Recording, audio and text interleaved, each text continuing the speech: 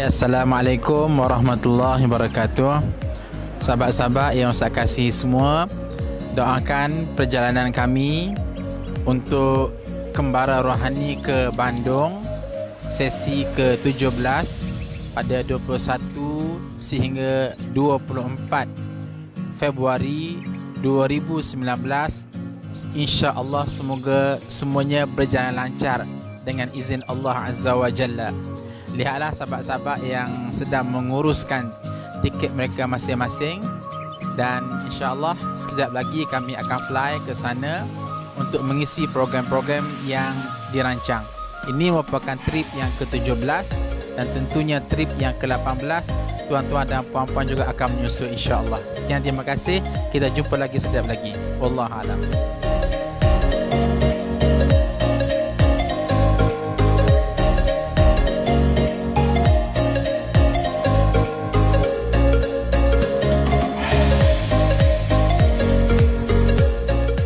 Assalamualaikum warahmatullahi ta'ala wabarakatuh. Alhamdulillah, Kembara Rohani ini mengajar kita tentang erti pengorbanan. Dalam itinerary-nya bagus, nampak banyak ilmu-ilmu yang akan kita perolehi daripada perjalanan ini, insya-Allah. Assalamualaikum.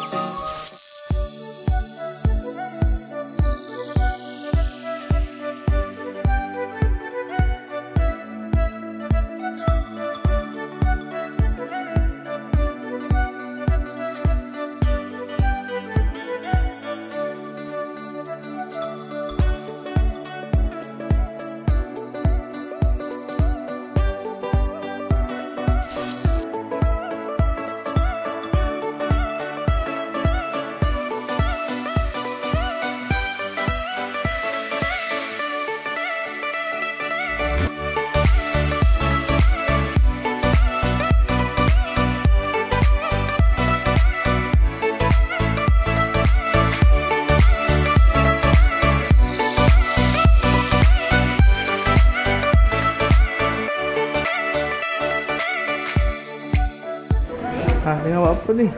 Nak kira tukaran. Dah confuse dah jadinya.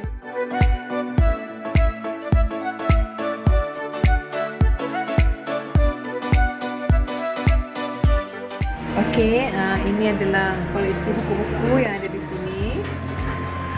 Memang kalau dengan buku tu memang best sangatlah. Shopping buku memang best. Okay, jom pemakanan sunnah di Rabbani, jom sila beli ya.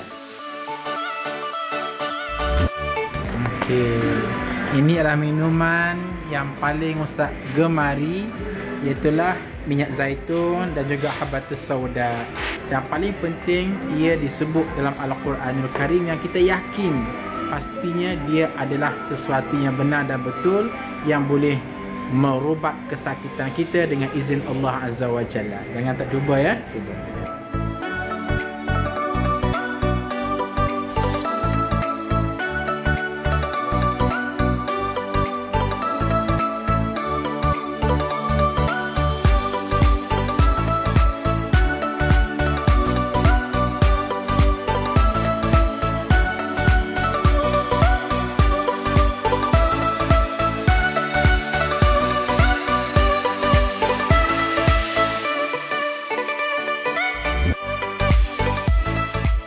Okey, nah Kembara Rohani, sekarang kita berada di gedung menjual buku-buku agama. Di sekeliling ini ialah Al-Quranul Karim dalam berbagai-bagai versi. Ada khusus untuk hafazan, ada khusus untuk qiraat, ada khusus untuk menghafaz, ada khusus untuk menterjemah, ada khusus untuk bertadabbur. Hanya ada sebahagian besarnya di Indonesia sahaja. Oleh demikian, jangan tak datang, mesti datang bersama dengan Kembara Rohani Bandung pada yang seterusnya, insya-Allah.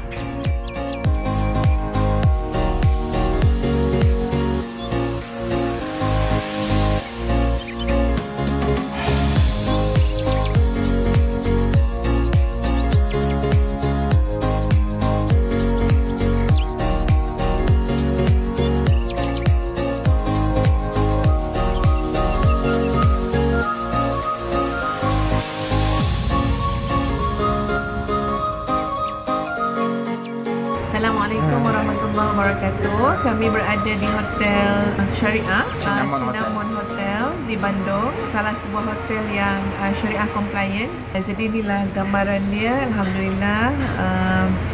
Mudah-mudahan dapat rehat dan nanti dapat meneruskan lagi pengisian dan juga aktiviti untuk program Kembara Rohani dengan jayanya, insya-Allah. Jadi untuk Kembara Rohani yang ke-17 ini dibahagikan kepada dua hotel. Pertama MQ Guest House Hotel dan yang kedua Cinnamon Hotel. Ini untuk memastikan kepuasan, keselesaan kepada semua peserta rohani.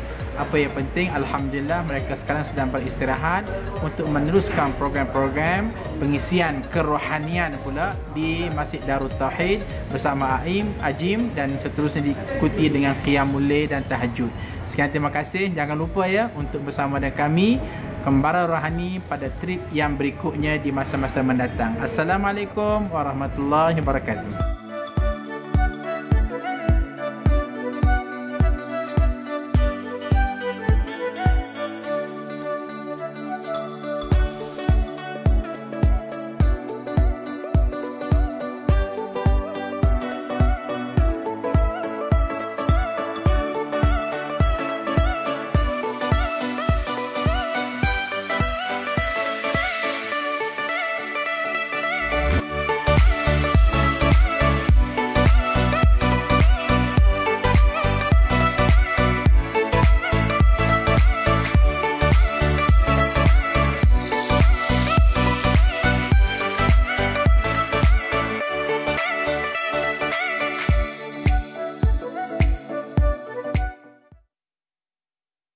Assalamualaikum warahmatullahi wabarakatuh. Tuan-puan yang dirahmati Allah sekalian, alhamdulillah pembangunan Ma'had Tahfiz Integrasi Madinatul Huffaz fasa kedua mulai dibina yang akan menelan kos sebanyak 8.4 juta di Gombak. Maka Ustaz mewakili warga tahfiz, pihak pengurusan tahfiz mengalu-alukan sumbangan daripada tuan-puan untuk tujuan tersebut. Sekian, terima kasih. Assalamualaikum warahmatullahi wabarakatuh. Ustazah mengalu-alukan ya tuan-puan untuk sebarang bentuk sumbangan, doa ya dan juga sokongan, motivasi, semangat semualah untuk kami dan terima kasih semua ya, jazakallah khairan katsiran.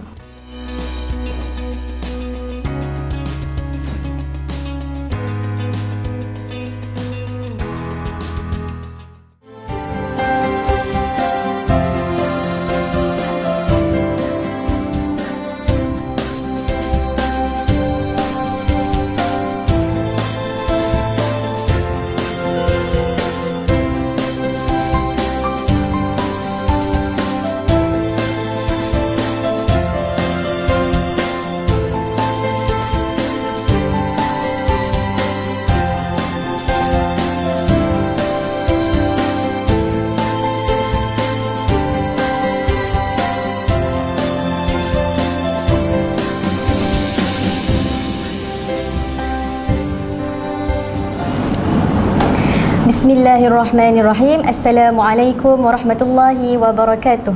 Alhamdulillahi Rabbil Alamin. Wassalatu wassalam ala ashrafil anbiya'i wal mursalin wa ala alihi wa sahbihi ajma'in. Rabbi shrah li sadri wa yassir li amri wahlul 'uqdatam min lisani yafqahu qawli, amma ba'd. Fa inna khairul kalam kalamullah. Uhyikum bi tahiyyatil islamiyah. Sekali lagi, Assalamualaikum warahmatullahi wabarakatuh buat hadirin hadirat sidang pendengar Jom Tu Jannah sekalian. Pertama dan selamanya, kita perlu rafakkan setinggi-tinggi syukur kita kepada Allah Subhanahu Wa Taala kerana telah memilih kita, menjadikan kita sebaik-baik penciptaan. Apa kata Allah dalam Al-Quran? Laqad khalaqnal insana fi ahsani taqwim. Allah telah ciptakan kita daripada zaman Nabi Adam sehinggalah sekarang. Allah telah menciptakan banyak sangat penciptaan, tetapi kita yang paling sempurna. Okey. Jadi sebentar tadi kita telah melihat sedikit video Mahat Tahfiz Integrasi Madinatul Huffaz.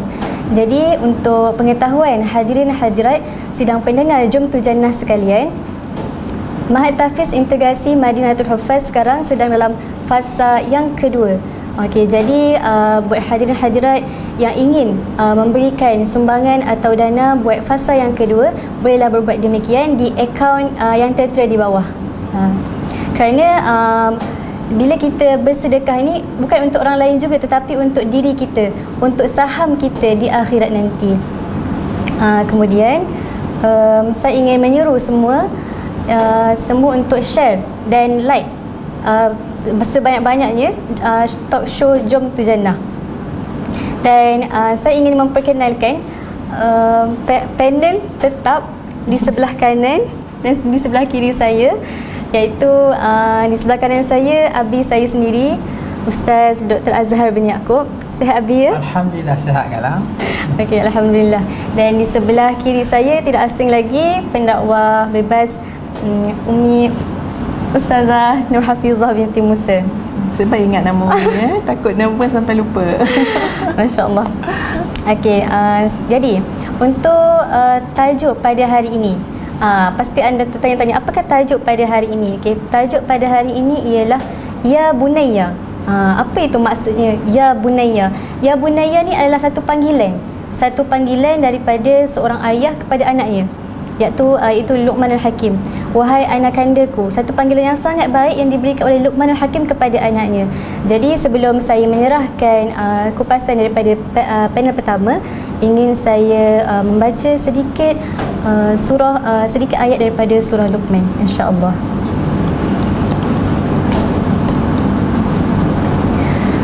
A'udzu billahi minasy syaithanir rajim. Bismillahirrahmanirrahim.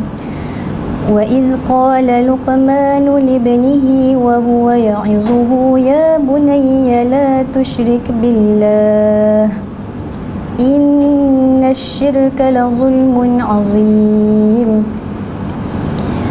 Wa wassayna al-insana biwalidayhi hamalathu ummuhu wahnan 'ala wahnin wa fisaluhu fi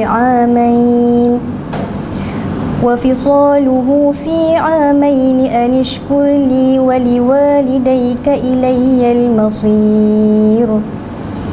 وإن جاهداك على أن تشرك بي ما ليس لك به علم فلا تطعهما وصاحبهما في الدنيا معروفا واتبع سبيل من أناب إلي ثم إلي مرجعكم فأنبئكم بما كنتم تعملون. يا بني إنها إن تك مثقال حبة من خردل فتكن في صخرة أو في السماوات أو في الأرض يأت بها الله إن الله لطيف خبير. Sadaqallahul Azim. Okey, itu ialah sedikit petikan daripada ayat surah daripada surah Luqman. Sekarang ni kita terus pergi kepada panel yang pertama. Okey, apa sebenarnya yang dimaksudkan dengan ya bunayya, Ustaz Abi? Bismillahirrahmanirrahim. Assalamualaikum warahmatullahi wabarakatuh. Waalaikumsalam. Alhamdulillahi rabbil alamin. Wassalatu wassalamu ala rasulillahil amin wa ala alihi wa sahbihi ajma'in. Terima kasih kepada anak-anak Nur Ni'mah As-Salihah yang dikasihi Ustazah Datuk Dr. Nur Hafizah Musa selaku isteri Ustaz tersayang, dan seterusnya tuan-tuan dan puan-puan sidang penonton Jom tu Jannah. Pertama sekali tuan-tuan dan puan-puan, dan khusus pada Kak Lang ya, Abi dengar-dengar Kak Lang macam tak tersebut nama sendiri. Mungkin kerana gemuruh sangat kot ya. Tak apalah, Abi cuba sebutlah. Kiranya pertama sekali sebagai introduction, kalau pada minggu lepas pengerusinya ialah anak kedua kami, Muhammad Ashraf Murtada. Malam ni dah tidak ada kerana beliau terus menyambung pelajarannya. Hari ini kami pancing anak ketiga kami. Anak ketiga kami ni namanya Nur Ni'mah As-Salihah, dipanggil dengan gelaran Kak Lang. Belajarnya di UIA. Sekarang ni ambil asasi di Gambang. Sedikit latar belakang je, bagaimana beliau bertatih belajar daripada Sekolah Rendah Agama Al-Amin Gombak, kemudian masuk ke peringkat menengah daripada tingkatan 1 ke tingkatan 3 di Mahat Tahfiz Darul Furqan di Padang Balang, kemudian terus menyambung menyempurnakan hafazah Al-Quran di Mahat Tahfiz Integrasi Madinatul Huffaz. Jadi kira-kiranya Kak Lang ni produk Tahfiz Madinatul Huffaz. Alhamdulillah, beliau telah pun berjaya menyempurnakan hafazah Al-Quran 30 juzuk pada 2 tahun lepas. Kemudian dengan keputusan yang baik SPM di Tahfiz Madinatul Huffaz telah melayakkan beliau untuk sambung belajar di UIA. Bidang apa Kak? IRK. Okey, bahagian ilmu wahyu. Jadi kita doakanlah beliau terus berjaya, insya-Allah menjadi anak yang solehah. Sahabat-sahabat penonton yang dikasihi sekalian, tajuk kita pada malam ni ialah Ya Bunayya. Ada orang tanya, Ustaz, Ya Bunayya ni bahasa apa? Jawa ke Portugis? Jawabnya tidak, itu bahasa Arab. Jadi Ya Bunayya ni ialah bahasa Arab, diambil daripada perkataan Ibnu. Ibnu maknanya anak.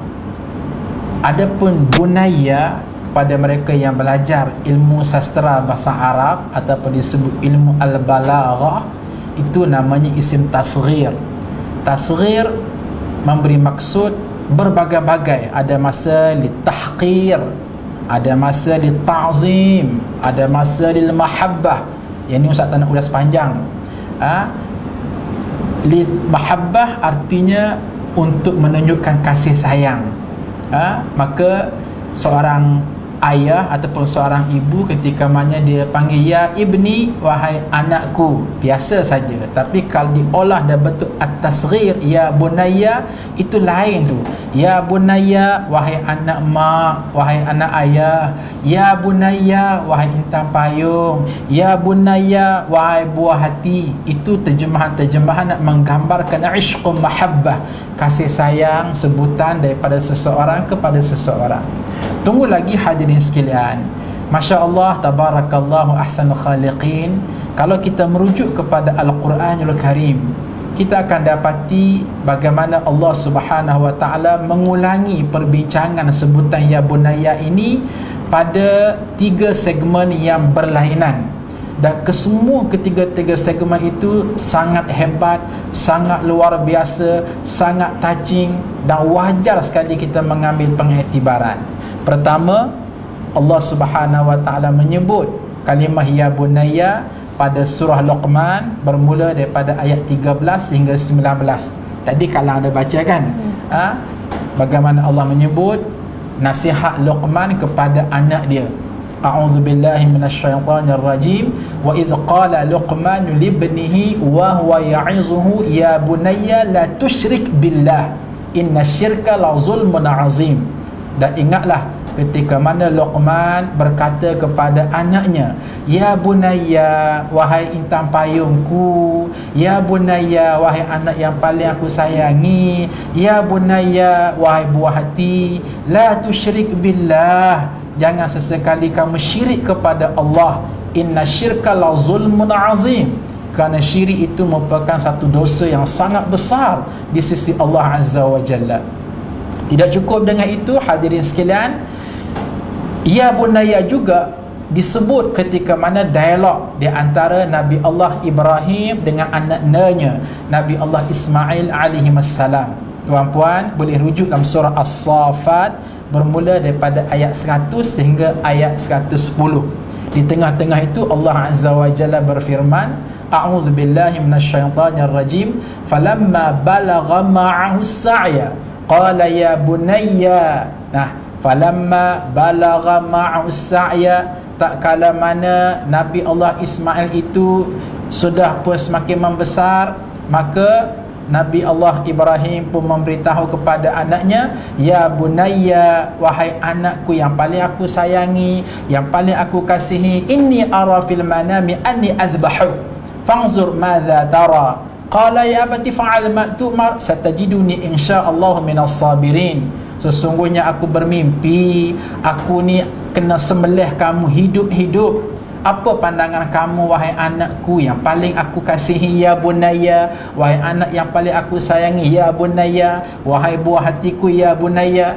Dan bagaimana Nabi Allah Ismail alaihi salam tak cakap panjang, ya abati fa'al ma tu'mar, wahai ayahandaku yang juga paling aku sayangi, paling aku kasihi, buat sajalah apa yang diperintahkan oleh Allah Azza wa Jalla.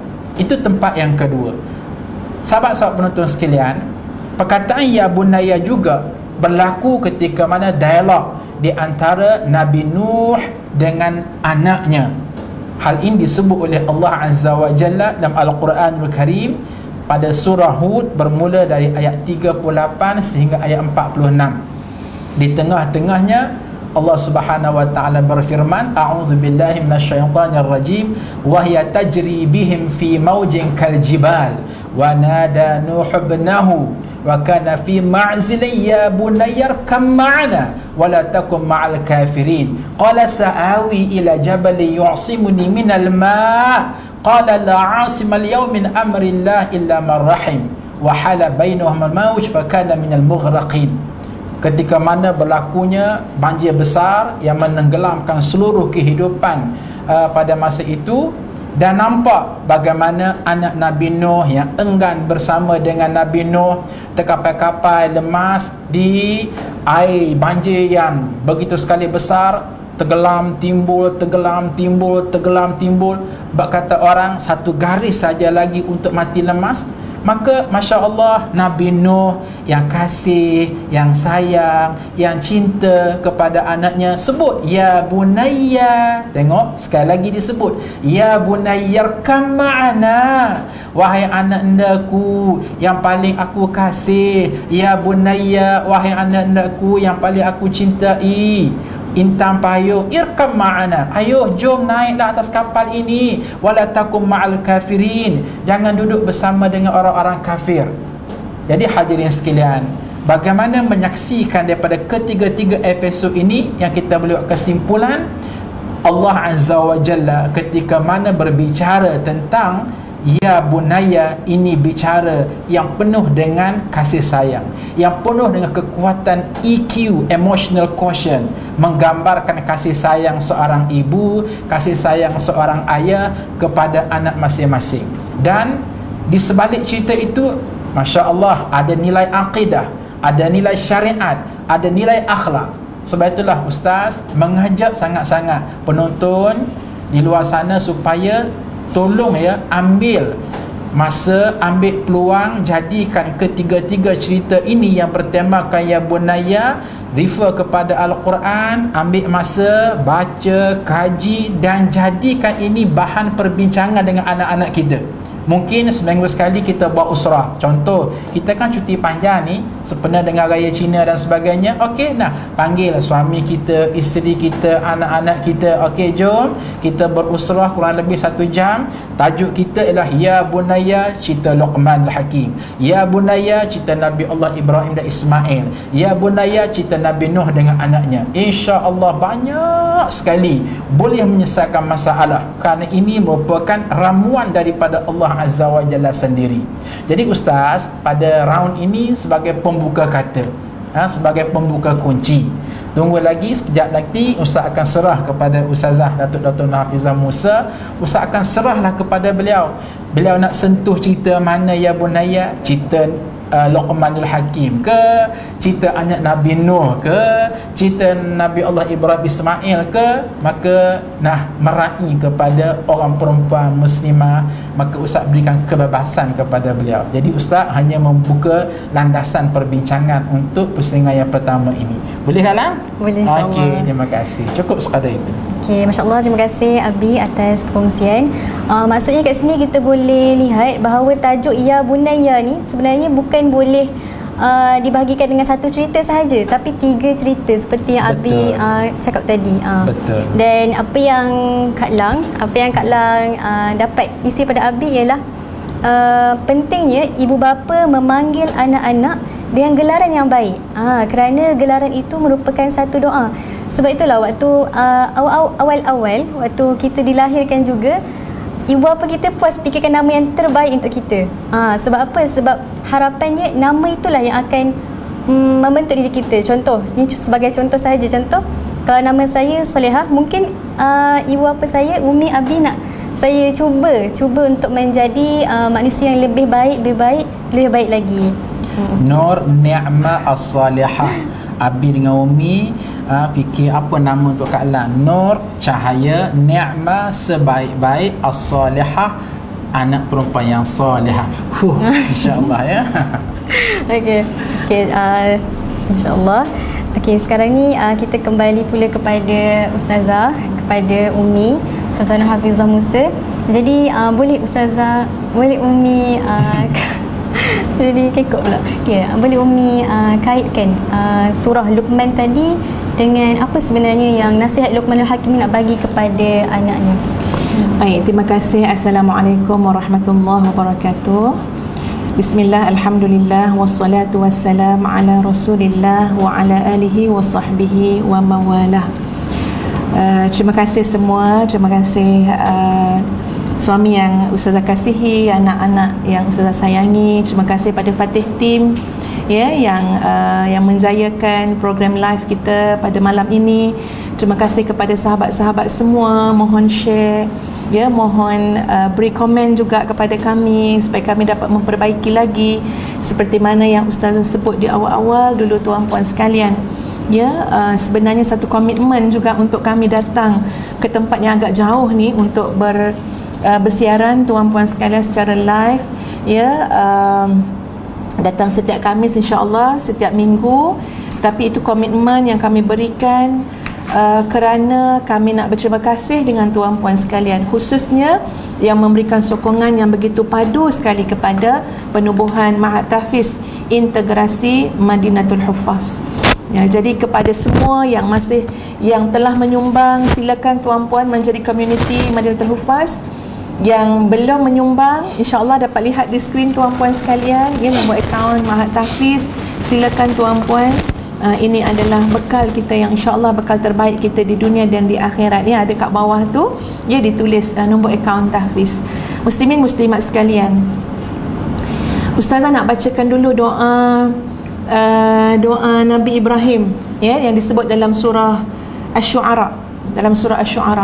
Kenapa kadang-kadang kenapa benda ni kita buat, kenapa lepas tu kita minta share, kenapa kita minta sebarkan, kenapa? Tengok doa Nabi Ibrahim tuan-puan. Rabbi habli hukma wa alhiqni bis salihin waj'alni lisana sidqin fil akhirin. Ya Allah, berikanlah kepadaku hikmah, kebijaksanaan, Ada juga mengatakan kekuasaan, kan bang kan? Ya, ada yang kata kekuasaan, ada yang kata ilmu pengetahuan. Wa alhiqni bisalihin, dan golongkan aku dalam golongan orang-orang yang saleh. Mudah-mudahan kita jadi community yang soleh, tuan-puan sekalian, selalu bertemu malam Jumaat dalam majlis-majlis ilmu seperti ini. Waj'alni lisana sidqin fil akhirin, dan jadikanlah aku ini sebutan yang baik bagi orang lain sepanjang-panjang dunia ni, sepanjang umur dunia ni. Biarlah kita akan jadi sebutan yang baik, sama ada kita hidup ataupun kita dah meninggal dunia. Jadi sementara hidup ni lah tuan-puan, boleh lagi lah nak bagi tazkirah sementara sehat kan. Kalau dah meninggal bagi tazkirah lari pula orang kan ya. Jadi sementara hidup ni lah, insya-Allah ada kesihatan yang baik, ada sedikit sebanyak kemampuan yang Allah berikan, insya-Allah itulah yang kami gunakan ruang ini untuk bersama-sama dengan muslimin muslimat yang dikasihi sekalian. Baik. Tadi Dr. Azhar telah bacakan, telah huraikan tentang Ya Bunayya. Kat mana yang Ustaz nak ambil part yang mana? Walaupun tadi doktor kata boleh nak ulas tentang Luqman, boleh nak ulas tentang Nabi Nuh, nak ulas tentang Nabi Ibrahim, tapi Ustazah nak ulas bukan yang tiga tu tuan-puan ya. Dalam fikiran Ustazah tadi bila dengar Ustaz cakap, Ustazah nak ulas apa? Nak ulas tentang peranan seorang ayah dalam mendidik anak. Mana ayah-ayah kejut kalau ayah dah tidur, mai tolong dengar kejap. Ya, kalau suami kita tengah buat benda lain, panggil lah ni Ustazah, panggil ni nak cakap pasal ni. Sungguh tuan-puan, tengok dalam ayat-ayat ni tuan-puan sekalian, macam mana Allah highlightkan sifat penyayang itu ada pada seorang ayah. Mak ni tak payah ceritalah pasal penyayang ni kan, betul kan Kak Lan kan? Ya, mak-mak ni insya-Allah perasan pula kan ya, mak-mak ni insya-Allah lah Allah dah bagi dalam diri dia ada rahim tuan-puan. InsyaAllah Allah dah bekalkan ya sifat penyayang. Tapi bila sifat penyayang, pengasih, cakna, prihatin, Allahu Akbar, panggil anak dengan sungguh-sungguh daripada hati yang paling dalam dimiliki oleh seorang ayah, impact dia sangat sangat hebat tuan-puan sekalian. Tengok macam mana Nabi Ibrahim, tengok macam mana Luqman, tengok macam mana Nabi Nuh tuan-puan sekalian. Ya Bunayya, wahai anak kesayanganku, wahai anak kesayangan abah, wahai anak kesayangan ayah. Tuan-puan sekalian, ya macam panjang pula boleh cakap Melayu kan ya. Wahai anak kesayangan ayah, panjang kan? Pakai Ya Bunayya je lah lepas ni ya. Ya Bunayya, wahai anak kesayanganku. Itu bukan semata-mata perkataan, tapi datang daripada hati. Dan tuan-puan lihat, benda-benda yang nak disebut oleh ayah-ayah ini adalah benda yang besar, benda yang sangat besar. Tengok tadi tuan-puan sekalian, macam mana tadi ayat yang anak Ustazah dan Ustaz bacakan. Ya Bunayya la tusyrik billah inna syirka la zulmun azim. Wahai anak kesayanganku, jangan kamu mensyirikkan Allah, kerana sesungguhnya syirik itu adalah satu kezaliman yang sangat besar. Muslimin muslimat, petang tadi dalam pada kami prepare ya untuk yalah bersiaran ni kena prepare juga tuan-puan ya. Ustazah dengan Kak Lang sempat dengar satu ceramah daripada Syekh Sa'in Atiq, ya, orang Arab tuan-puan, Syekh Sa'in Atiq. Dan memang sedap ya dengar Syekh Arab ni berceramah ya. Dengar daripada Syekh Sa'in Atiq, dia cakap apa tuan-puan sekalian. Ni Ustazah pemudahkanlah apa konten yang dia cakap. Dia kata lihat bagaimana Rasulullah sallallahu alaihi wasallam menanamkan selama 13 tahun nak tanam apa? Nak tanam tauhid dalam diri manusia. Ya, masa itulah la ilaha illallah nak tanam dalam diri manusia, la ilaha illallah 13 tahun. Ketika itu datang orang jumpa Nabi 3 hari, datang jumpa 5 hari, datang jumpa sebulan, datang jumpa 2-3 bulan. Natijah daripada berjumpa Nabi, natijah bersama dengan orang Islam tuan-puan, apa dia? Mereka akan bawa balik la ilaha illallah dan sampaikan kepada kaum mereka. Jumpa Nabi 3 hari, guru Nabi 3 hari, bawa balik apa? La ilaha illallah. Itu graduasi bila bertemu berguru dengan Nabi SAW. Tuan-puan, timbul satu persoalan. Jangan sampai anak-anak kita tuan-puan masuk sekolah 6 tahun, masuk sekolah tambah sekolah menengah pula berapa tahun? Tambah sekolah menengah 5 tahun, jadi 11 tahun tuan-puan. Tambah masuk universiti 4 ataupun 6 tahun, dah jadi 17 tahun. Tambah sampai magister, sampai doktorate, sampai PhD. tahu semua benda, belajar semua benda, illa kecuali tidak menekuni la ilaha illallah. Jangan sampai macam tu tuan-puan. Padahal ini adalah benda yang sangat besar dalam mendidik, dalam kasih sayang kita kepada anak. Kalau betul sayang pada anak, inilah benda nak kena jaga. Apa dia? Akidah tauhid anak kita. La ilaha illallah, tidak ada Tuhan kecuali Allah. Jangan sampai anak kita takut dengan semua illallah, kecuali dengan Allah je tak takut. Jangan sampai anak kita harap semua dalam hidup, fikir macam nak hidup besok, fikir ekonomi, fikir macam-macam, fikir pekerjaan, illallah, cuma tak fikir tentang Allah je. Jangan sampai anak kita berkenalan dengan semua orang, dengan macam-macam orang, sebab nak cari jodoh lah, nak berkawan lah, nak BFF lah, nak masuk grup WhatsApp tu lah. Illallah, kecuali tidak mendekatkan diri kepada Allah. Jadi tengok macam mana pimpinan, bagaimana yang disebut, yang ditunjukkan oleh para dalam Al-Quran sendiri. Bila sebut ya bunayya, intipati yang paling besar adalah intipati tentang mentauhidkan Allah. Sebab itu boleh saya katakan tuan-puan sekalian, di mana letaknya hebat seorang ayah? Hebatnya seorang ayah bila ia menanam akar yang paling tunjang sekali, yang paling kukuh sekali dalam diri anak-anaknya, iaitu tauhid la ilaha illallah. Di situ letak hebatnya seorang ayah. Dia bagi anak dia satu benda yang paling kuat sekali. Dia bagi anak dia akar kepada kehidupan ni. Tapi kalau yang lain telah diajar, yang lain telah diberi, kecuali la ilaha illallah tak pernah diperkenalkan, tak pernah diajar, tak pernah dinasihat, tak pernah ditanam, maka tuan-puan sekalian, kemari kita meratapi dan menginsafi peranan kita. Sedangkan demikian cantik Quran bentangkan, ya bunayya la tusyrik billah inna syirka la zulmun azim. Dan sebelum akhirnya saya bacakan sikit yang disebut oleh Nabi Ibrahim kepada anaknya, ya baniya. Ya baniya ni maknanya wahai anak-anakku, ramai ya, wahai anak-anakku, innallaha astafa lakumuddin fala tamutunna illa wa antum muslimun. Sesungguhnya Allah, wahai anak-anak kesayanganku, telah memilihkan kepada kalian agama yang benar, iaitu agama Islam. Maka pastikan anak-anak, jangan kamu mati kecuali kamu mati sebagai seorang muslim. Ini ayah yang gagah, ini ayah yang hebat, ini ayah yang pagi petang siang malam berfikir tuan-puan sekalian, bagaimana anak hidup sebagai muslim, mati juga sebagai muslim, hidup dan mati dengan akidah, hidup dan mati dengan iman. Wallahu a'lam. Saya kembalikan bukan kembalikan kepada Kak Lang ya. Kita berehat sebentar tuan-puan.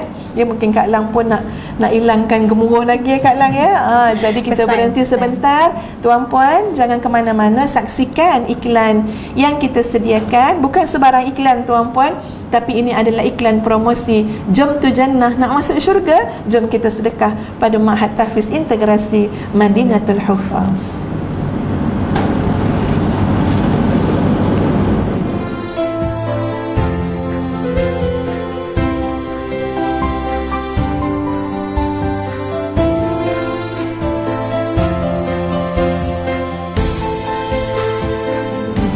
Tak, ni dulu. Kejap lagi.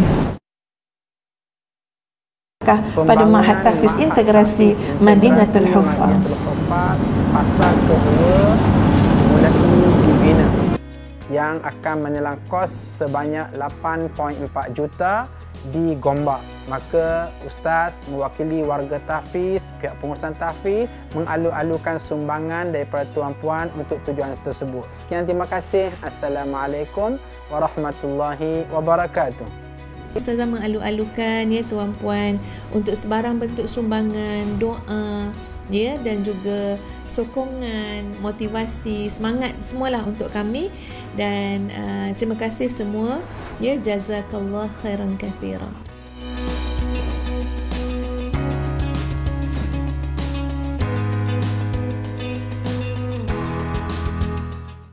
Assalamualaikum warahmatullahi wabarakatuh. Tuan-puan yang dirahmati Allah sekalian, alhamdulillah pembangunan Ma'had Tahfiz Integrasi Madinatul Huffaz fasa kedua mulai dibina, yang akan menelan kos sebanyak 8.4 juta di Gombak. Maka Ustaz mewakili warga Tahfiz, pihak pengurusan Tahfiz, mengalu-alukan sumbangan daripada tuan-puan untuk tujuan tersebut. Sekian, terima kasih. Assalamualaikum warahmatullahi wabarakatuh. Ustazah mengalu-alukan ya tuan-puan untuk sebarang bentuk sumbangan, doa ya, dan juga sokongan, motivasi, semangat semualah untuk kami. Dan terima kasih semua ya, jazakallah khairan katsira.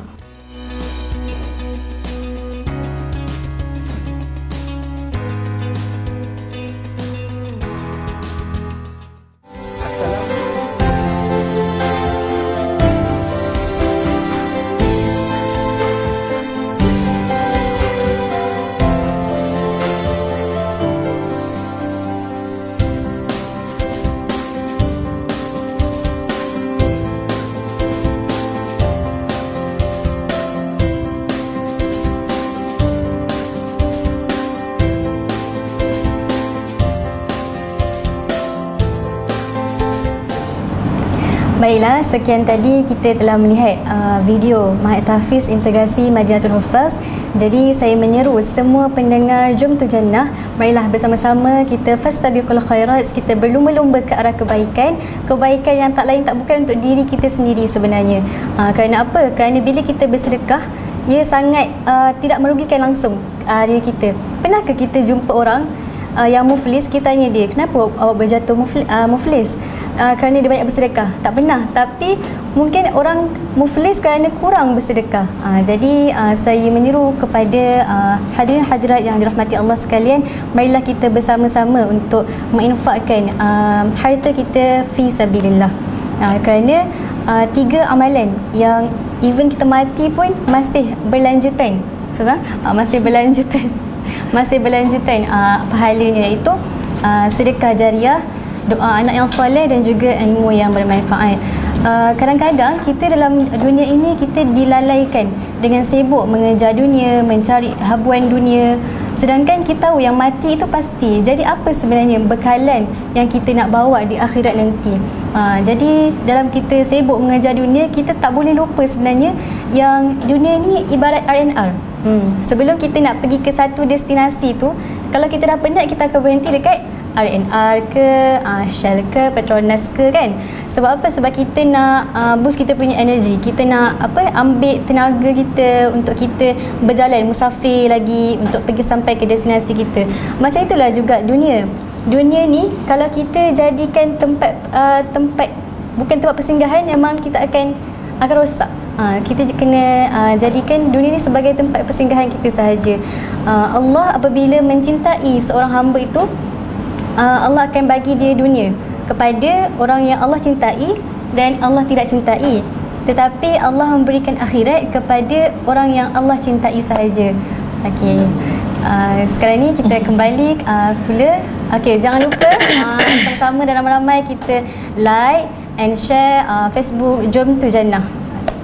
Okey, sekarang kita kembali kepada panel yang pertama kita, iaitu Abi, untuk menyambung kupasan beliau tentang tajuk kita, iaitu Ya Bunayya. Okey, terima kasih Kak Lang.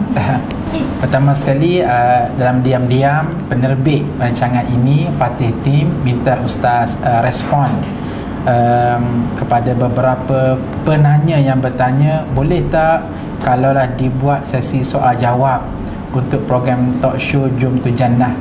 InsyaAllah tuan-tuan dan puan-puan sidang penonton sekalian, InsyaAllah akan tiba masanya di mana kami akan bergerak kepada soal jawab di antara secara interaktif di antara tuan-tuan dan puan-puan dan kami berdua. Tunggu lagi, bukan pada saat sekarang tapi pada slot-slot yang mendatang. Maklum sajalah kita akan bersiaran insya-Allah pada setiap minggu, jadi banyak lagi detik-detik lain yang kita boleh isi. Yang kedua ialah ada yang bertanya tentang Mahat Tahfiz Integrasi Madinatul Huffaz, lokasinya di mana? Jawabnya adalah di Lembah Melewar, Gombak. Dan macam mana metod pengajiannya? Ia merujuk kepada nama integrasi itu sendiri, Mahat Tahfiz Integrasi Madinatul Huffaz. Integrasi bermakna di sini kami menggabungkan 5 elemen. Pertama, pengajian hafazan Al-Quran 30 juzuk. Yang kedua, akademik. Yang ketiga, subjek diniyah. Yang keempat, pengajian kitab turas. Dan yang kelima ialah ilmu kepimpinan. bergerak daripada tingkatan 1 sampailah ke tingkatan 5, di mana hujungnya ialah kita letakkan target insya-Allah supaya anak-anak kita cemerlang hafazan Al-Quran 30 juzuk, berjaya dengan cemerlang SPM, akhlak mereka, peribadi mereka dan kepimpinan mereka. Di sekarang ni ada seramai kurang lebih 170 orang yang menekuni pengajian di sana, dan kesemuanya adalah berada di asrama, dan itu yang sedang berlaku di fasa yang pertama.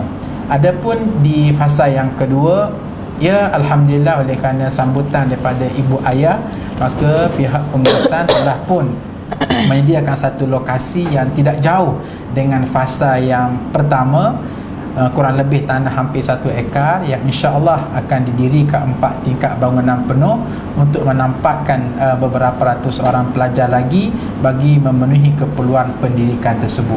Jadi itulah hasrat kami kepada tahfiz fasa kedua yang sedang dalam pembinaan, yang disentuh oleh Kak Lang, oleh Umi, untuk sama-sama kita memberikan infak bagi tujuan tersebut. Respon Nabi pada soalan yang dikemukakan oleh Kak Lang tadi begini tengah hari tadi kebetulannya, bukan kebetulan, telah takdir Allahnya, Abi ada kuliah perdana di Takaful Malaysia, dan tajuk yang diberi kepada Abi ialah metod pendidikan anak-anak. Antara poin yang Abi sebut ialah Abi beritahu kepada jemaah di surau tadi, wahai tuan-tuan dan puan-puan, kita ni sebagai ibu ayah moden, kita dengan anak kita ni sekejap saja. Lama mana sekejap tu? Lahir anak, kemudian bertatih sehinggalah usia 12 tahun. Selepas 12 tahun masuk tingkatan 1 saja, anak akan pergi asrama, anak akan pergi boarding school. Kalaupun anak itu tidak berada di asrama tetapi berada di rumah, tetapi banyak masa anak-anak di sekolah, banyak masa anak-anak dengan kawan-kawan dan seumpamanya. Jadi kalau kita nak fokus kepada pendidikan anak-anak kita, ialah pada tempoh anak kita yang kecil sampai 12 tahun. Itu pun jangan kata 12 tahun, tolaklah 6 tahun pertama yang masih kecil, yang tak tahu, bahkan tak mumayyiz pun. Pendek kata usia 7 tahun sehinggalah kepada 12 tahun, kurang lebih dalam duration hanya 5 tahun saja. Dengan erti kata lain, kalau dalam tempoh 5 tahun ini ibu ayah gagal ambil kesempatan untuk memberikan pendidikan yang terbaik pada anak-anak, maka rugilah dan rugilah. Sebab apa? Anak bila masuk sekolah menengah, apatah lagi dah masuk asrama, mereka akan pergi tamat SPM, masuk universiti, kemudian bekerja, kemudian kahwin, hanya balik ke rumah sesekali sahaja. Jadi Ustaz menyeru kepada penonton semua, jangan abaikan tempoh yang sangat singkat keberadaan kita dengan anak-anak. Tunggu lagi konten, pengisiannya apa, nak didiknya apa dia, apa dia the main ingredient yang kita nak kongsi kepada anak-anak. Ya, kalau kembali kepada apa yang sedang kita bicara, ya bunaya, Masya Allah, semua kontennya ialah fundamental content yang sangat asas sekali. Contoh yang disebut oleh Ustazah tadi, la tusyrik billah, wahai anak yang paling abah sayang, yang paling umi sayang, la tusyrik billah, jangan sesekali kamu syirik kepada Allah. Inna syirka la zulmun azim, sesungguhnya syirik itu merupakan jenayah, dosa yang sangat besar di sisi Allah Azza wa Jalla. Ustaz timbang-timbanglah, kalau ada ibu ayah, itulah nada ketika dia nasihat kepada anak dia, pegang tangan anak dia, beritahu, Kak Lang jangan syirik kepada Allah ya. Weh, apa orang kata kat luar? Ya Allah, ayah dia ni skimanya cakap. Kenapa? Sebab dalam mindset kita bukan begitu. Dalam mindset kita hari ni, okey, belajar rajin-rajin ya. Dalam mindset hari ni, okey, diet badan ya, biar kurus. Okey, jaga jangan sibuk sangat dengan handphone. Okey, jaga kesihatan. Okey, jaga keselamatan. Hal-hal yang menyentuh duniawi, hanya sikit saja sentuhan-sentuhan ukhrawi, apatah lagi yang melibatkan akidah. Jadi Allah Azza wa Jalla sebagai arkitek yang mencipta dan menjadikan kita manusia ini tahu di mana switch yang kita nak switch on diri kita, anak-anak kita. Isu yang paling besar ialah tauhid dan syirik kepada Allah. Bila sebut la tusyrik billah, jangan sesekali kamu syirik kepada Allah, memberi mafhum mukhalafah, hendaklah dalam masa yang sama kamu mesti memperkasakan tauhid kepada Allah Azza wa Jalla. Mesti tauhid kepada Allah. Ya bunayya, wahai intan payung. Ya bunayya, wahai anak abah yang dikasihi. Hadirin sekalian, tauhid mengesakan Allah, tauhid setia kepada Allah. Manakala syirik adalah tidak setia kepada Allah. Ada mak ayah di luar sana berkata, Ustaz, saya rasa tak perlulah untuk saya kata kepada anak saya la tusyrik billah, jangan syirik kepada Allah. Sebab seingat saya, anak saya tak akan tergamak pergi ke gereja sembah cross Kristian, pergi ke kuil Buddha, kuil Hindu, na'udzubillah, convert kepada agama yang lain daripada Islam. Sejahil-jahil anak saya, dia akan tauhid. Kenapa? Ma huwa ma'lum minad din bid-darurah. Perkara sembah Allah ni perkara basic yang sangat diketahui secara mudah dan umum. Sahabat-sahabat penonton sekalian, begini ya, kita mesti memahami secara yang lebih menyeluruh tentang nasihat Luqman kepada anaknya. Ya bunayya, wahai anak abah yang paling abah kasihi sekalian, la tusyrik billah, jangan sesekali kamu syirik kepada Allah. Maksudnya kamu mesti bertauhid kepada Allah. Tauhid, Ustaz guna bahasa yang paling mudah kita nak faham, setia kepada Allah. Syirik maknanya tidak setia kepada Allah. Biarpun di sana banyak lagi definisi-definisi yang lain, namun dalam masa yang terbatas Ustaz guna poin ini. Kenapa ya? Sebab dalam dunia akhir zaman kita akan dapati ramai orang yang sudah pudar nilai kesetiaannya kepada Allah Azza wa Jalla. Malam semalam Kak Lang, Abi ada kuliah maghrib di Masjid Al-Firdaus, baca sepotong hadis. Bagaimana hadis ini menceritakan kelebihan solat subuh dan solat isyak berjemaah di masjid. Nabi kata apa? Jika sekiranya kamu tahu kelebihan solat subuh dan solat isyak di masjid, Nabi kata la atauhuma walau kana habwan, nescaya kamu akan pergi untuk solat subuh dan solat isyak berjemaah di masjid walau kana habwan, sekalipun terpaksa merangkak. Nak pergi dengan kereta, kereta tak ada. Nak pergi dengan motor rosak. Nak jalan kaki, gauk mungkin. Terpaksalah merangkak sereh. Jiran tanya nak ke mana tu pakcik, oi, nak pergi masjid. Jika sekian dia tahu. Dan tahu tak tahu ini sangat berkait dengan kesetiaan. Orang yang benar-benar setia dengan Allah Subhanahu wa taala, akidahnya sangat padu kepada Allah, akidahnya sangat jelas kepada Allah, dan pembuktian saintifik bahawasanya anak-anak kita ini padu setia dengan Allah Azza wa Jalla diterjemahkan dengan amalan-amalan yang soleh, diterjemahkan dengan akhlak-akhlak yang mulia. Itu sebab metod dakwah Luqmanul Hakim kepada anak dia, kalau kita perhatikan di hujung-hujung ayat, apa dia? Luqmanul Hakim beritahu, ya bunayya aqimis salah, wahai anak yang paling abah sayang sekali, aqimis salah, dirilah salat dengan penuh cermat, dengan penuh khusyuk, dengan penuh tekun.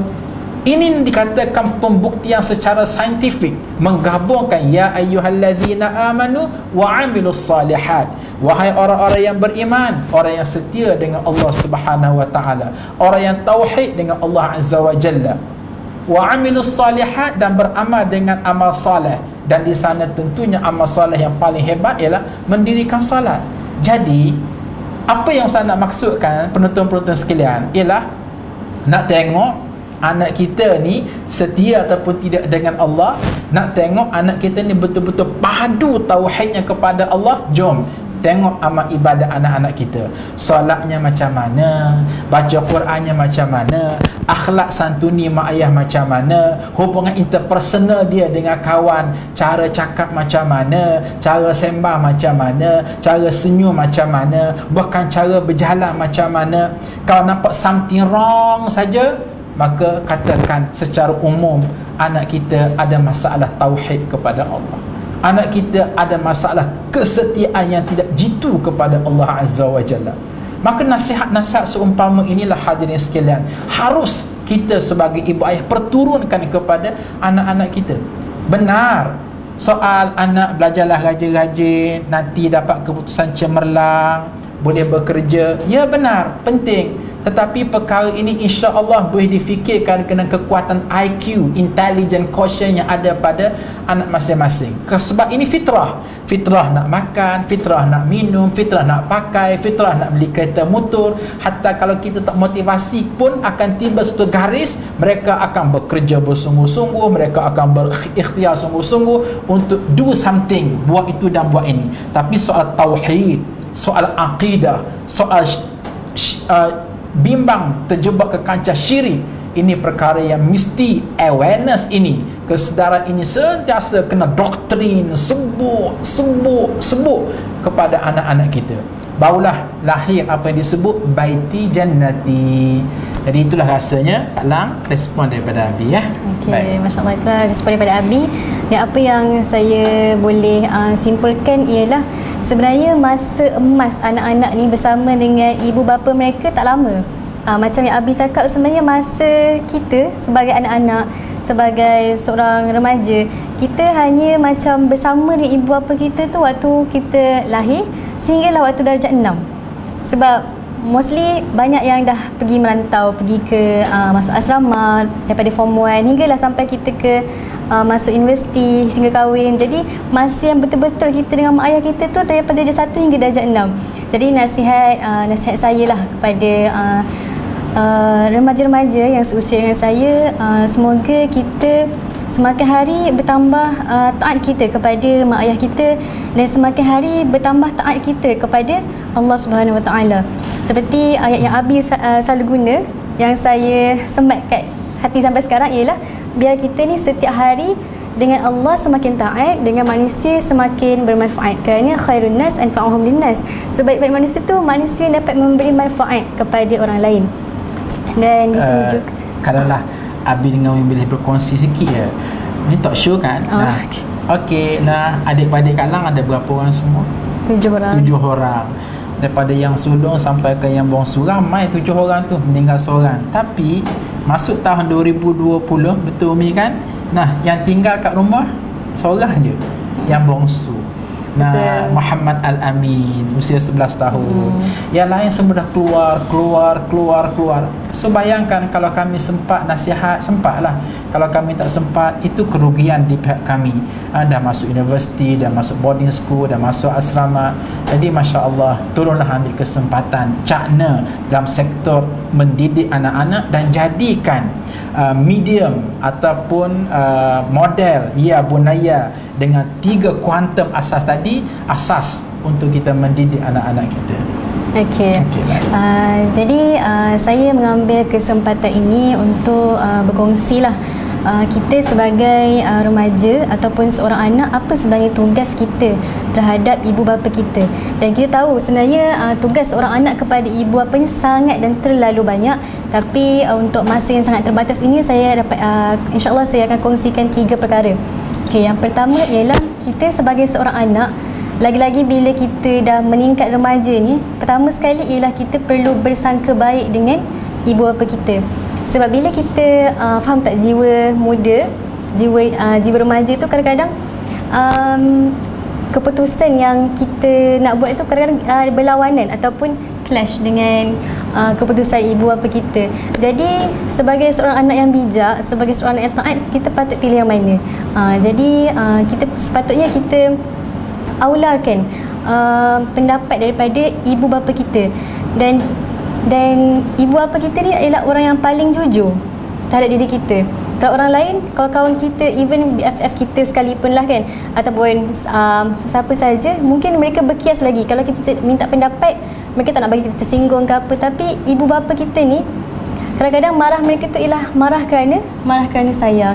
Dan sepatutnya ketaatan tu kita letak yang paling tinggi lepas Allah dan Rasul ialah ibu bapa kita.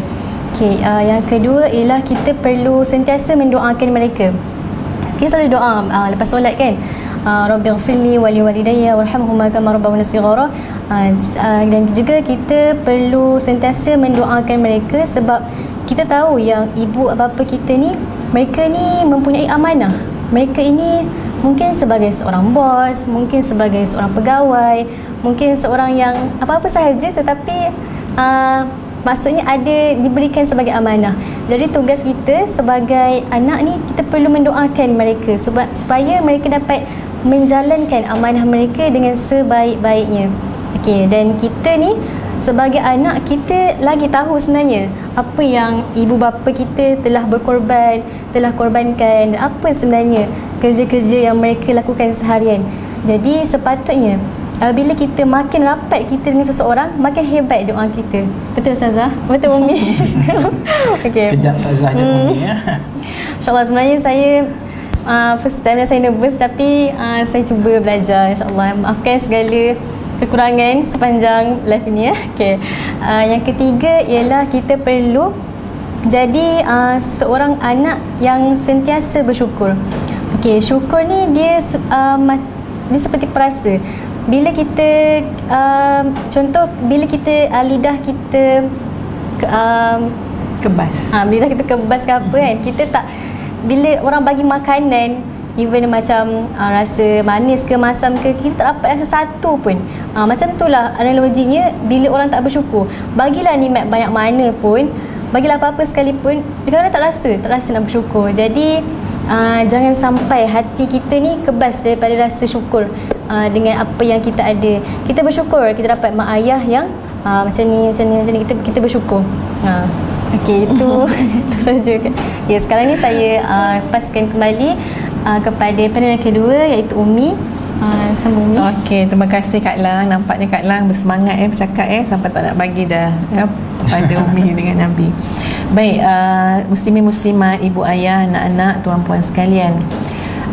Siang tadi Ustazah bekerja sebagai pensyarakanan Universiti Teknologi Malaysia Kuala Lumpur. Sama dengan suami Ustazah, kami kerja satu jabatan, satu fakulti. Dan tengah hari tadi kami ada bengkel, tuan-puan sekalian, untuk satu subjek. Dijemput seorang Profesor Dr. Kamaluzaman Yusof. Cuba tuan-puan tengok macam apa maksud Ustazah ni. Kita bercakap tentang tauhid kan, tentang pesanan para nabi, pesanan orang bijak pandai, Luqmanul Hakim kepada anak tentang tauhid. Baik. Tadi kami bengkelkan Prof Kamaluzaman cerita tentang salah silah ataupun kronologi, kesinambungan bagaimana pemikiran manusia yang akhirnya menjadi sasarannya adalah belief system, sistem keyakinan yang bermula daripada dulu lagi ya, sampailah tuan-puan ke zaman sekarang. Tapi saya takkan cerita kat sini, nanti panjang sangat. Tapi saya nak kata apa, sehingga sekarang antara bibit-bibit ataupun antara perkara yang sangat kita takut sekali, apa dia? Ism yang terlalu banyak, ideologi yang terlalu banyak. Antaranya adalah ideologi humanism, iaitu di mana semuanya berpusat kepada manusia. Seolah-olah macam kita datang daripada manusia, hidup untuk manusia, kerana manusia, akan dikembalikan kepada manusia. Sebab apa? Orientasi pemikiran kita, orientasi kehidupan kita manusia. Nak cari pandangan siapa? Manusia. Buat sebab siapa? Manusia. Seronok kerana apa? Manusia. Sedih ni sebab apa? Sebab manusia juga. Masya Allah. Kalau inilah yang berlaku dalam kehidupan kita, yang kalau dalam istilah yang lebih kemas yang kita sebut macam humanism tadi tuan-puan sekalian, maka ini sangat mencabar nilai akidah tauhid yang kita bincangkan tadi. Sebab itu tuan-tuan dan puan-puan sekalian, Masya Allah, tanggungjawab dan amanah yang kita pikul untuk bawa anak-anak masuk syurga ni satu amanah yang sangat berat. Ya ayyuhallazina amanu qu anfusakum wa ahlikum nara. Dia memerlukan kita menangis malam-malam, tuan-puan. Mohon pertolongan Allah. Dia memerlukan suami isteri tu tak sempat bergaduh, tuan-puan. Kau ada benda kecil-kecil tak payahlah, minta maaf je lah. Sebab apa? Kita ada tanggungjawab yang besar. Ya, jadi tak larut, tak hanyut. Sebab apa? Sayang ke anak-anak kita. Ya bunaya kan, wahai anak kesayanganku. Jadi bawa anak-anak kepada apa? Memahami akidah tauhid, memahami agama. Kalau tak, nanti keluar macam-macam percakapan-percakapan yang ngarut daripada mulut seorang Muslim. Ya, macam-macam ayat-ayat yang keluar. Padahal seorang yang seorang Muslim sepatutnya tak cakap macam tu kan, kalau ada iman, akidah pada Allah. Jadi tuan-tuan dan puan-puan sekalian, Ustazah pun tak tahu nak cakap macam mana pada tajuk yang sangat luas ni, tapi kami cubalah bincangkan, dan mungkin insyaAllah minggu depan adalah tajuk lain pula, ya. Tuan-puan, Ustazah ambil contoh macam cerita Ashabul Ukhdud. Berapa ramai daripada kita sebagai mak ayah yang pernah cerita dengan anak-anak? Cuba tanya sekarang kat anak kita tu, tahu tak cerita Ashabul Ukhdud? Kita tanya, ya. Kalau anak kita tahu daripada mana? Macam mana jawapan dia? Daripada mak ke, abah ke, daripada cikgu ke, daripada sekolah ke? Ya, cerita Ashabul Ukhdud ni sangat penting untuk kita cerita pada anak-anak. Cerita seorang anak muda yang hidup mempertahankan akidah dia, dan dia sanggup mati kerana apa? Kerana nak jaga akidah dia. Jadi kalau nak cerita panjang lah pula kan, ya, nak cerita tu panjang, tapi cerita dia sangat menarik. Tuan-puan tolong tengok balik cerita berkait dengan Ashabul Ukhdud. Ya, sampai mereka buat parit, letak api menyala-nyala, buang campak semua orang beriman dalam tu, tuan-puan sekalian. Tapi ada seorang laki-laki, ada seorang anak muda yang belajar dengan ahli sihir, dan dalam masa yang sama dia belajar dengan seorang alim, seorang rahib, sehingga dia benar-benar beriman kepada Allah. Baik, muslimin muslimat sekalian, ya, sebelum Ustazah akhiri, ya, masa kita pun dah terlajak dah sebenarnya. Ustazah kembali kepada tadi, peranan seorang ayah. Ya bunayya, wahai anak kesayanganku. Tanpa Ustazah menafikan, peranan ibu itu memang sudah makruf, sudah diketahui, tuan-puan. Tapi bercakap pada suasana semasa hari ini dengan macam-macam kemelut sosial yang berlaku, sebenarnya kita perlu kepada pembangunan, pembinaan suami-suami yang saleh, ayah-ayah yang berkarisma, ayah-ayah yang sedar tanggungjawab. Dan kami, Ustazah dan Ustaz kan, ada contoh tau. Ada seorang sahabat kami, kan, bang kan, ada seorang kan, ya, mungkin teringat dah orang yang sama, ya. Ada seorang, tuan-puan, dia seorang ayah, tuan-puan, tapi dia menemankan anak-anak dia. Anak dia nak pergi bercuti, dia temankan, ya. Anak dia pergi mengaji, dia pun ikut mengaji sekali. Anak dia pergi hafal Quran, dia pun masuk pula kelas hafazan Quran yang lain. Dia nak bersama merasai apa yang anak dia rasa. Dia nak tahu macam mana susah payah anak nak jaga Quran. Dia ikut sentiasa, sampai kami selalu berkata-kata, ya Allah, baiknya ayah ni dengan anak-anak dia. Ustaz selalu puji, Ustaz kata bagusnya ayah tu dengan anak-anak. Mungkin menonton juga kot ayah tu sekarang, ya. Ada yang kami maksudkan tu. Tapi Ustaz kata dengan Ustaz, sebenarnya untuk Ustazah tak adalah macam heran sangat, sebab ayah Ustazah macam tu, tuan-puan, ya. Semoga Allah mengampunkan dosa ayah Ustazah. Semoga Allah angkat kedudukan kedudukan ayah Ustazah. Tuan-puan, dia meneman anak-anak, ya, daripada kami kecil. Sampaikan rombongan sekolah, abah teman Ustazah, ya, pergi rombongan. Ya, jadi ternampak-nampak dan terasa Allah, abah penyayangnya, abah pengasihnya, abah lembut sangat dengan kami. Ya, mak tak payah ceritalah, memang mak memang macam itulah kan, penyayang, pengasih. Tapi ni abah, tuan-puan. Ya, sampaikan yang saya ingat, tuan-puan, macam mana abah nak tanam akidah. Sebab dia bersama, sentiasa bersama masa kita masa kita kecil-kecil. Saya pernah masuk, tuan-puan, musabaqah membaca Quran, tilawah Quran, sekolah menengah masa tu. Sampailah ke peringkat kebangsaan, masa tu dibuat di Sabah. Ya, abah yang temankan. Abah teman kita berlatih mengaji. Abah duduk dengar, abah baca doa, abah solat hajat kat sebelah. Masya Allah, benda tu sangat touching, ya, untuk Ustazah ingat macam mana seorang ayah, dia punya kasih sayang tu, Allahu Akbar. Jadi pergi kat Sabah, tuan-puan, masuk pertandingan tu, katalah pertandingan tu esok kan. Jadi kita dah boleh nampak dah peserta-peserta lain ni, ya Allah, bawa guru-guru dia. Maknanya diorang ada duit katnya kan, bawa guru dia ajar. Ustazah hanya dengan abah. Ya, dengan abah. Lepas tu semangat Ustazah dah luntur, tuan-puan, dengar orang baca sedap-sedap, suara sedap-sedap, ya. Ustazah luntur semangat. Sampai saya pegang tangan abah, kata, "Bah nak balik, bah. Apa ni, adik tak boleh baca lah, tak boleh baca." Abah kata, "Solat hajat." Abah kata, "Ambil wuduk, solat hajat. Qum ila solah." Solat hajat, ambil wuduk, qum ila solat. Solat hajat. Ustaz pun solat tuan-puan. Ini Abah yang ajar. Abah kata tawakal kepada Allah, serah segala urusan kepada Allah. Wa ufawwidu amri ila Allah, serah segala urusan pada Allah. Ustaz ingat lagi solat hajat dan berdoa, wahai Allah, kalau berpada dengan suara aku, kalau berpada dengan ilmu yang aku tahu, ilmu taranum, kalau berpada dengan aku mesti kalah. Aku pasti akan kalah.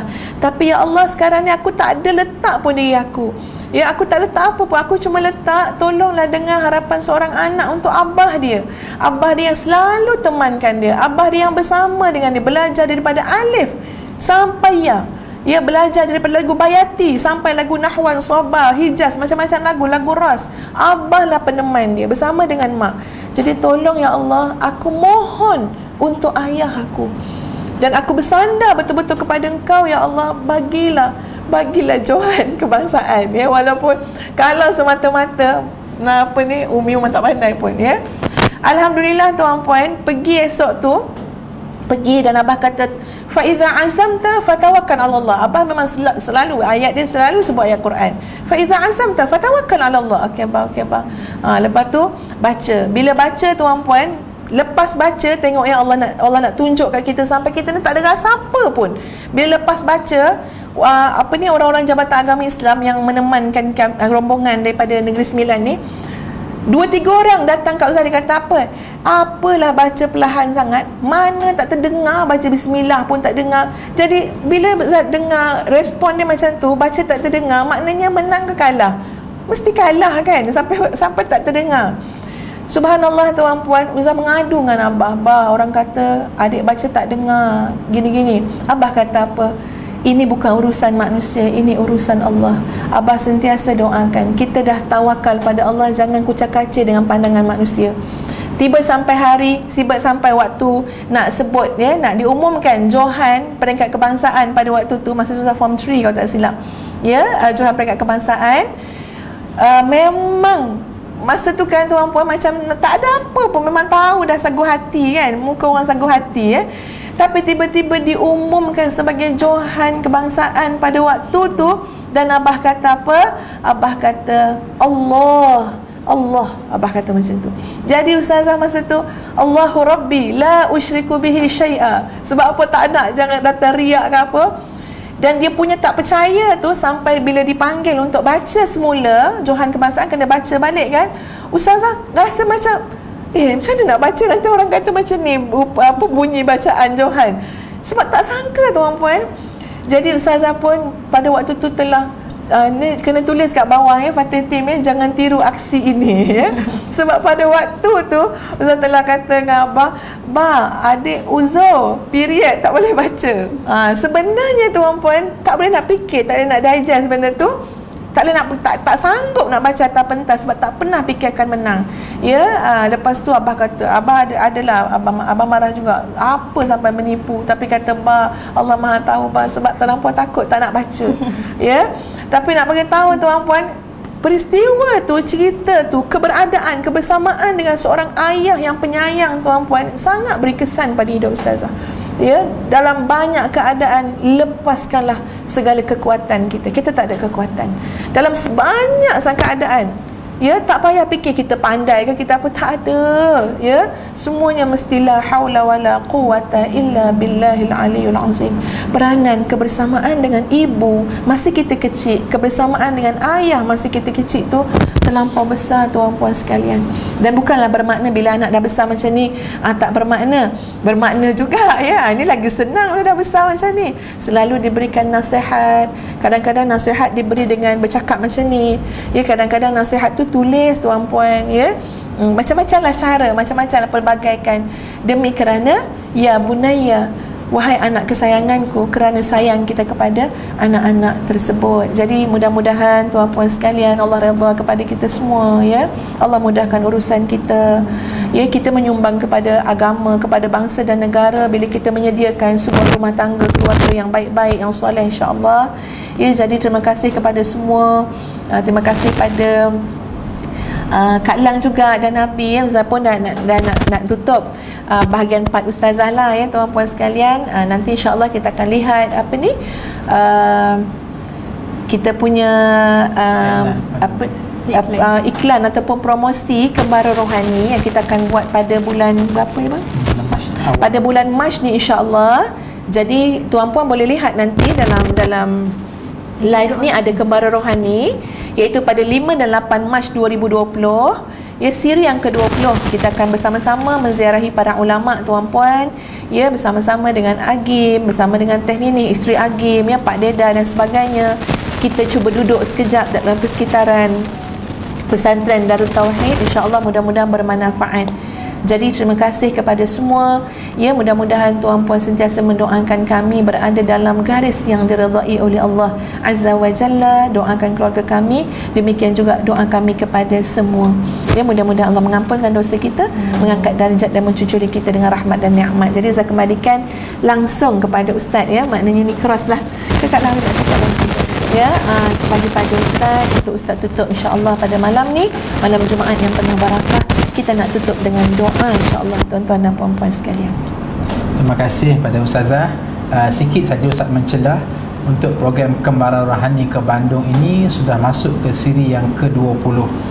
Ia merupakan program yang bukan sekadar orang nampak pergi ke Bandung, pergi shopping saja, tapi kami cuba olah bagaimana keberadaan kita di pesantren Darut Tauhid. Kita berqiyamul lail, kita bermunajat, kita menziarahi para ulama pesantren, kita buat program-program kerohanian, kita bawa jemaah pergi beli buku agama, siangnya kita pergi ke wisata-wisata yang menarik. Ada juga program-program shoppingnya. Yang paling penting ialah ini adalah program yang untuk menenangkan jiwa, menjadikan diri kita adalah lebih seronok. Kalau mudah pergi kan? Benar, sangat-sangat best dia mengisi rohani kita. Jadi programnya akan dibuat pada bulan Mac ini. Tuan-puan silalah ikuti kami.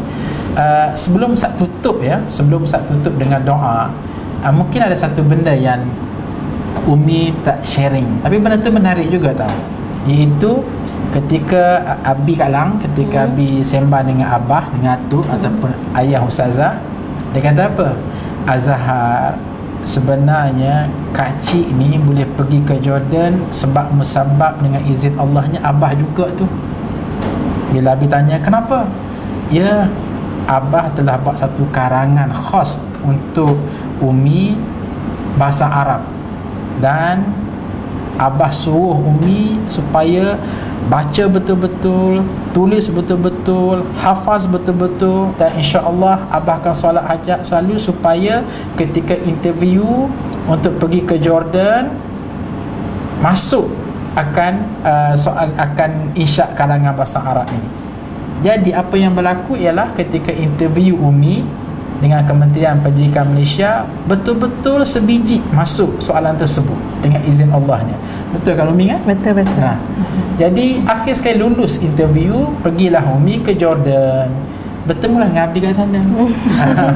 Hujung jatuhnya berkahwin dan perkongsian hidupnya kat Lang. Masya Allah, hidup ini indah. Yang paling penting ialah mari kita kembali kepada pendidikan anak-anak yang bertemakan Ya Bunaya. Jangan lupa balik ke rumah masing-masing tuan-puan, jadikan 3 cerita Ya Bunaya itu, kaji, baca dan share dengan family masing-masing. Jadi kita tutuplah jom tu jannah kita pada malam ini dengan sama-sama kita berdoa kepada Allah Azza wa Jalla. Bismillahirrahmanirrahim. Alhamdulillahirabbil alamin. Wassalatu wassalamu ala Rasulillahil amin wa ala alihi wa sahbihi ajmain. Ya Allah, ya Tuhan kami, sesungguhnya kami mengaku kami adalah hamba-hamba-Mu yang sangat berdosa, melakukan berbagai dosa dan maksiat kepada Engkau. Di saat tangan ini menadah memohonkan ampunan kepada Engkau, sesungguhnya tangan inilah berlumuran dengan dosa dan maksiat. Kadang-kadang dosa itu terpindah kepada mata kami melihat hal-hal yang tidak baik, ke telinga kami mendengar hal-hal yang tidak baik, ke mulut kami berkata hal-hal yang tidak baik, ke kaki dan tangan kami melangkah dan memegang hal-hal yang tidak baik. Justru wahai Allah, jika sekiranya kamu tidak ampun dosa-dosa kami dan tidak memaafkan segala kesilapan dan kesalahan kami, pasti kami termasuk di kalangan hamba-hamba-Mu yang rugi di dunia dan akhirat. Wahai Allah, kami mengakui sesungguhnya kami adalah hamba-hamba-Mu yang berdosa. Andai dosa kami diterjemahkan dalam bentuk bau yang sangat busuk, pasti ia amat busuk yang menyaksikan seluruh manusia lari daripada kami. Andai kata dosa kami diterjemahkan dengan wajah yang hudu, pasti menakutkan dan manusia akan lari daripada kami di wajah yang menakutkan. Ya Allah, ya Tuhan kami, justru wahai Allah, ampunlah dosa-dosa kami. Maaflah atas segala kesilapan dan kesalahan kami. Ampunlah atas kata-kata kami yang kami gagal menyusunkannya menjadi buah-buah zikir kepada Engkau. Ampunlah atas seluruh perbuatan-perbuatan kami yang kami gagal mengerahkan dia menjadi amal yang paling soleh dan paling tulus kepada Engkau. Wahai Allah, Engkaulah Tuhan yang bersifat Al-Ghaffar, Ya Sattar, Tuhan yang maha mengampun, Tuhan yang maha menutup keaiban hamba-hambanya. Justru wahai Allah, sepanjang di dunia ini, tutuplah keaiban-keaiban kami, dosa-dosa kami, manakala di akhirat ampunlah akan seluruh dosa-dosa dan kesalahan kami. Wahai Allah, sebagaimana kamu himpunkan kami dalam satu keluarga yang besar di dunia, maka himpunlah kami akhirat kelak dalam satu keluarga yang jauh lebih besar, khusus dalam syurga Engkau, wahai Allah. Ya Allah, ya Tuhan kami, sesungguhnya ada di kalangan kami yang sakit, sembuhkanlah sakit-sakit kami. Di kalangan kami ada yang berhajat, Engkau sempurnakanlah hajat-hajat kami. Di kalangan kami ada yang bermasalah, Engkau sempurnakanlah, cabutkan seluruh masalah-masalah kami dan gantikanlah ia dengan solusi yang terbaik. Di kalangan kami ada yang menanggung bebanan hutang, wahai Allah, lepaskanlah hutang-hutang kami. Ya Allah, ya Tuhan kami, Engkau Tuhan yang maha menatap, Tuhan yang maha menyaksikan, Engkau Tuhan yang maha mendengar akan jerit batin kami. Kepada Kamulah wahai Allah kami berserah. Gerakkanlah hidup kami wahai Allah ke garis dengan Engkau semakin taat dan dengan manusia semakin bermanfaat. Rabbana atina fid dunya hasanah wa fil akhirati hasanah wa qina adzaban nar. Wa sallallahu ala Muhammad wa ala alihi wa sahbihi wa barik wa sallam. Walhamdulillahi rabbil alamin. Taqabbalallahu minkum minna wa minkum taqabbal ya Hakim.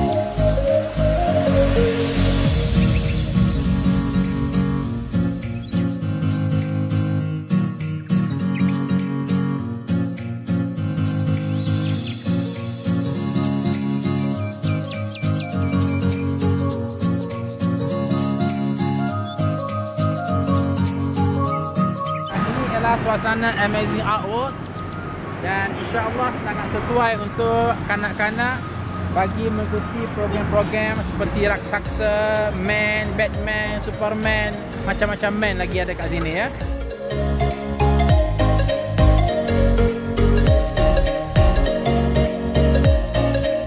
Alhamdulillah, sekarang kita selepas daripada majlis Qiyamul Lail, tahajud, tausiah di Darut Tauhid, sekarang kita berada pada acara persegaran minda kerehatan jiwa di Floating Market. Inilah dia grup-grup daripada kumpulan kembar rohani siri yang ke-17.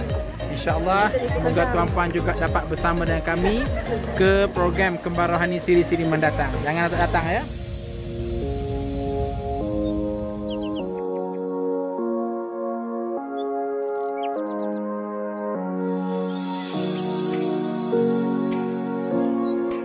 Assalamualaikum warahmatullahi wabarakatuh. Bismillahirrahmanirrahim. Alhamdulillah wassalatu wassalam ala Rasulillah wa ala alihi wa sahbihi wa mawalah. Alhamdulillah, para sahabat muslimah yang dikasihi sekalian, tuan-puan sekalian, Ustazah berada di Floating Market ni di daerah Bandung dalam kembara rohani. Alhamdulillah, menjadi sebuah keperluan sebenarnya untuk kita para muslimin dan muslimat mengembara. Assalamualaikum warahmatullahi wabarakatuh. Tuan-tuan dan puan-puan, setelah mana kita daripada semalam berada di Bandung mengikuti program kajian Kitab Hikam, Qiyamul Lail, bertemu dengan para ulama, melawat pesantren, maka pada detik sekarang ini kita rehatkan fikiran kita untuk bersiaran dan makan-makan atas perahu di Floating Market. Dan insya-Allah petang nanti kita akan terus ke satu lokasi yang lain untuk wisata, dan pada petangnya kita akan terus mengikuti program Tanyalah Ustaz dan Ustazah. Insya-Allah kombinasi program antara rohani, jasmani, rehatkan minda dan fikiran ini menjadikan program Kembara Rohani ke Bandung, anjuran Dr. Azhar Yaakob dan Datuk Dr. Nur Hafizah Musa menjadi lebih menarik. Oleh demikian, tuan-tuan dan puan-puan, bersedialah anda untuk mengikuti program bersama dengan kami pada masa-masa mendatang. Bye-bye. Assalamualaikum.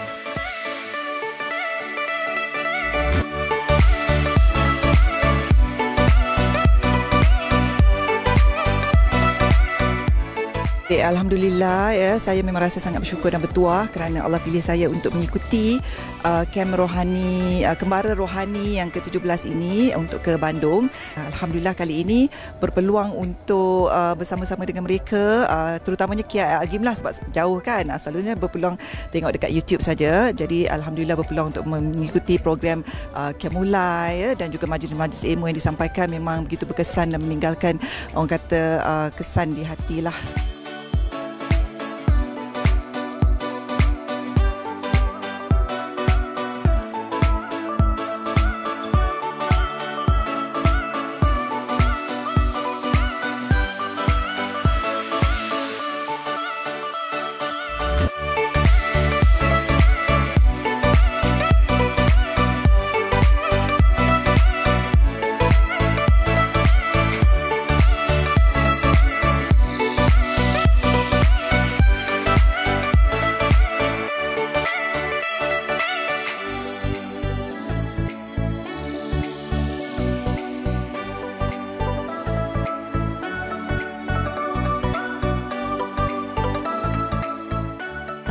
Assalamualaikum. Selamat pagi. Saya sekarang berada di Bandung.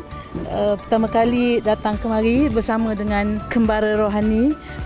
Kita bukan saja dapat berjalan, tetapi dapat bersama-sama menambah ilmu dunia dan akhirat.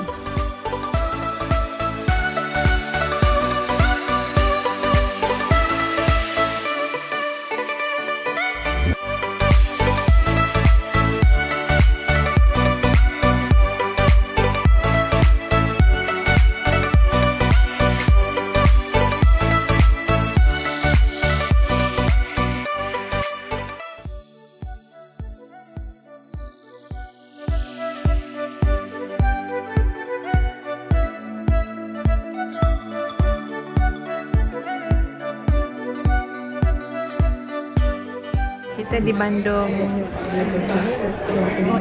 eksklusif. Di sini boleh dapatkan baju-baju kain-kain batik yang lebih murah harganya daripada Malaysia. Jadi sekarang ni boleh tengoklah jemaah-jemaah kat sini, ya. Mungkin shopping untuk raya kot. Okey, kalau nak beli lace kat sini memang sangat berbaloi sebab harga lace di Malaysia memang agak mahal. Jadi kat sini harga dia memang murah lah.